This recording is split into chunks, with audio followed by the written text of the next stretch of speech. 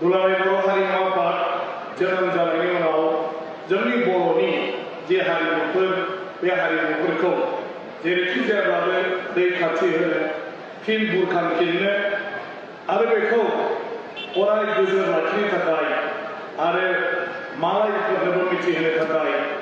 खामानि मावगासिनो दङ आरो बेनि थाखायनो दिनै बर' हारिमुवा खालि जोंनि समाजनि गेजेरावल' थायाजासे बयजोंबो मोनथिजानाय बाख्नायजानाय जानो हादों आरो जोंनि हारिमुनि मावथि बिथांमोननि दैदेननायावनो बर' हारिमुखौ जोंनि हादोरनि अनगाबो हादोरनि गुबुन गुबुन बायह्रा हादोरफ्रावबो बेफोरखौ दिन्थिफुंहैनो हादों आरो जों मिथिजानो हादों जे बे बुहुमाव बर' होननाय मोनसे हारि दं आरो बे बर'आ गासैबो हारिमुनि बिथिङावनो जेरैथिंबो बाख्नायजाथाव जेरैथिंबो मा होनो नोजोर होजाथाव बेखौ जोङो खालामनो हादों बेनि गासैनिबो जिथु बिहोमा बे बिहोमाया जोंनि दुलाराय बर' हारिमु आफाद जोंनि बर' समाजाव बर'नि गेजेराव जोंहा गोबांथार मावनांगौ दं हारिया विभिन्न समाव राजा महाराजानि समनिफ्रायनो बायदिसिना खैदां खैफोदजों मोगा मोगि जाबोनांला बिनि उनाव गेजेर खोलोबाव ब्रिटिशनि सासन बिनि उनाव उदांस्रि मोनबाय उदांस्रि मोननायनि उनाव बर' हारिनि थामोनथा रैखाथिनि थाखाय बायदिसिना बिथिङाव गावनि मोनथायखौ बिनानै खालि सोमावसारनाय बर' रावनि थाखाय बर' हांखोनि थाखाय बिनि उनाव फैयै फैयै बर'आ गावनि गासैखौबो जोङो रैखाथि होनांगौनि थाखाय राव हारिमु थुनलाइ धोरोमखान्थि आसार खान्थि समाजारि बिथिं सोलोंथाइ बिथिं रांखान्थियारि बिथिं जोंनि हा हु रैखाथि बिनि थाखाय जोङो सोमावसारदों आरो बे सोमावसारनायनि गेजेरावनो जोंनि बे बेसेबांबा मालायनि इंराजि रावावबा रिच जिथु कालचार हारिमु बियो लोरबां जादों गोमाबोदों सासे देंखोगिरिया देंखो सुजुनायनि सम गैया आबहावा गैया सासे मोजां मोसाग्रा मानसिया मोसानायनि आबहावा गैया सासे नाटक लिरग्राया नाटक लिरनायनि आबहावा गैया सासे एक्टिं खालामग्राया एक्टिं खालामनायनि आबहावा गैया दानाय लुनाय जानाय लोंनाय जोंनि समाजनि हाबा हुखा बेफोर गासैबो बिथिङावनो जोङो खालि बोरैबा खुनुरुखुम जानो हायो बेबायदि मोनसे आबहावानि गेजेरजों गोलाव सम जोङो जुजिनानै फैनांगोन आरो बेखौ जुजिनायावनो बे बिथिङाव जोंहा लोरबां जादों नाथाय जों फैयै फैयै जुजिनायनि फिथाइ महरै जों गावनि हारिनि राव हारिमु थुनलाइ जोंनि समाजखान्थि धोरोमखान्थि जोंनि हारिनि आसार खान्थि सोलोंथाइ जोंनि रांखान्थियारि बिथिं गासैयावबो जों गावनो जों लुबैनाय हास्थायनाय बे थांखि लानानै मावनो हानाय गोहोखौ जों दिनै मोननो हादों रांखान्थियारि गोहो आरो बेखौ मावफुंनानै लानायनि गोहो बे गोहोखौ जों दिनै मोनबाय दा बे दिनैनि समा हाबा मावनायनि सम सोमावसारनायनि समा जोब्बाय मालायनाव बायदिसिना दाबि खालामबाय थानायनि समा जोब्बाय मालायखौ जोङो जोंनि हालोदनि थाखाय समालोचना खालामबाय थानायनि समा जोब्बाय दा जों जायनि थाखाय गाबखांदोंमोन जायनि थाखाय मेगनाव मोदै खुगायाव खदै जायनि थाखाय जों सोमावसारबाय जायनि थाखाय हाजार हाजार सुबुङा जिउ गोमानांबाय बेखौ दिनैहाय मावनानै लानायनि समा फैबाय दा मावनानै लानांगौब्ला जोंहा माखासे हाबाफारिनि प्रयोजन दं माखासे प्रजेक्ट बर' मा होनो आं मिथिया इंराजियाव होनगोन प्रजेक्ट जे जोंनि बेखौ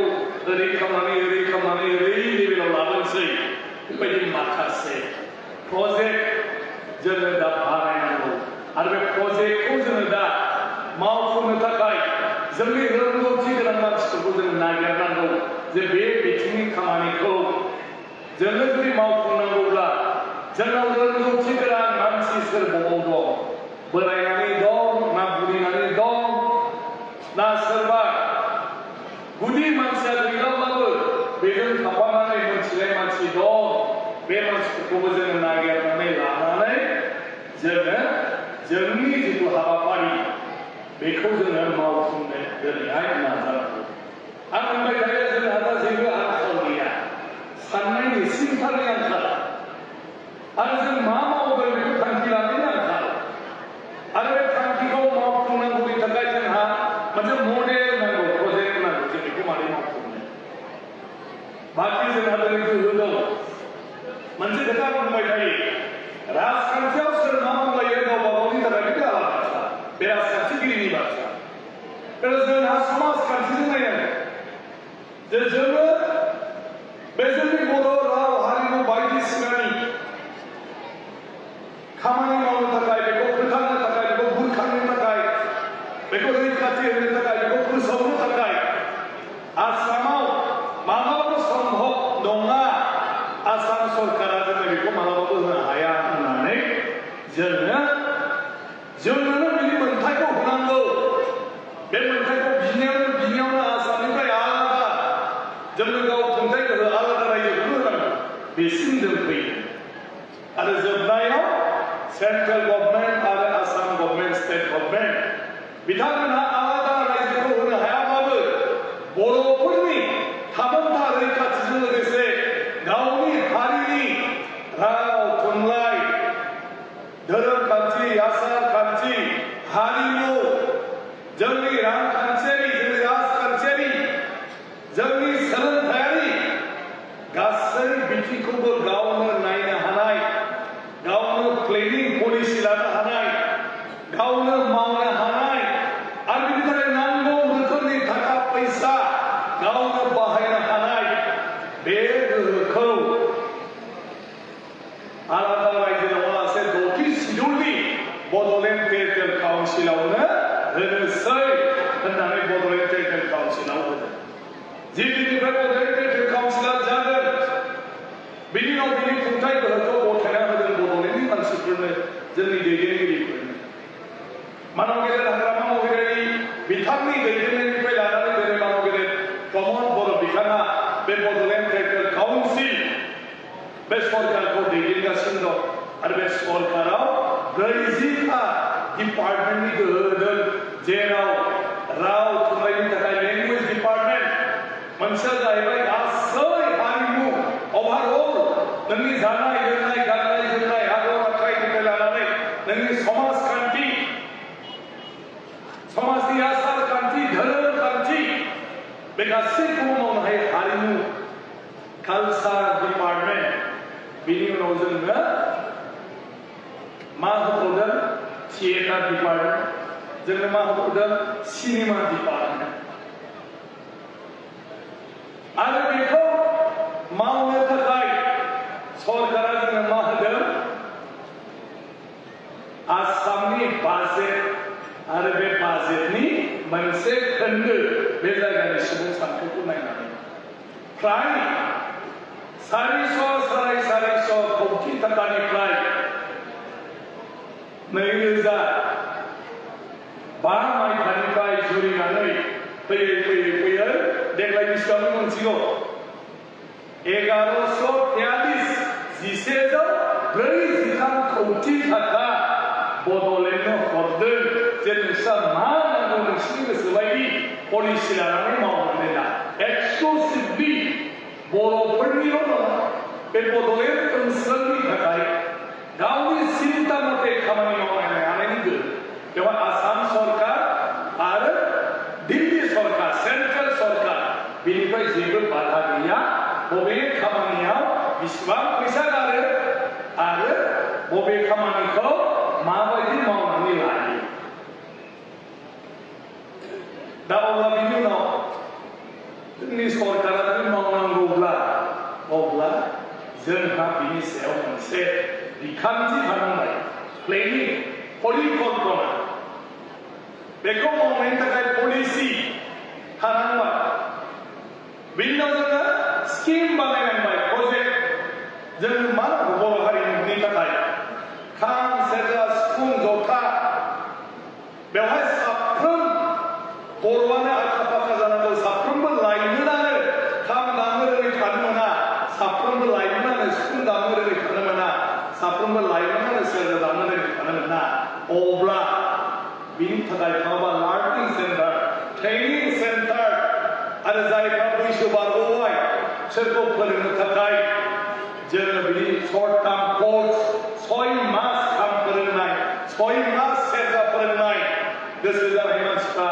बे सेन्टाराव थांनानै सोलोंनो हागोन जों बेबायदि हाबाफारि लानांगोन जोंनि मोसानायखौ बुरखांफिननो थाखाय बेखौ नागिरनो गासै बर' रायजो जानाय मानसि सोरबाया जुदि गोरोङा आसामाव गैयाब्ला भारताव गैयाब्ला बिदेशआवबो थाहैदोंब्ला बेजोंबो रायज्लायहैनो बेखौबो लाबोनो जोङो मोनसे प्रजेक्ट स्किम लानांगोन आरो जेसेबां गोरों मानसिफोर दं बिसिनि खाथियाव थांनानै बिसिनिफ्राय गासैखौबो जोङो लानानै फैनो आरो बिसोरबायदि मानसिफोरखौ जोङो लाबोनानै जोंनि बबेबा ट्रेनिं सेन्टाराव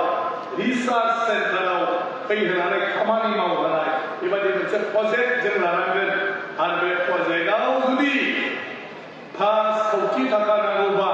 10 कोटि थाखा नांगौबा बेखौबो बड'लेण्ड सरकारा होनो हानो थाखाय डिपार्टमेन्टबो दं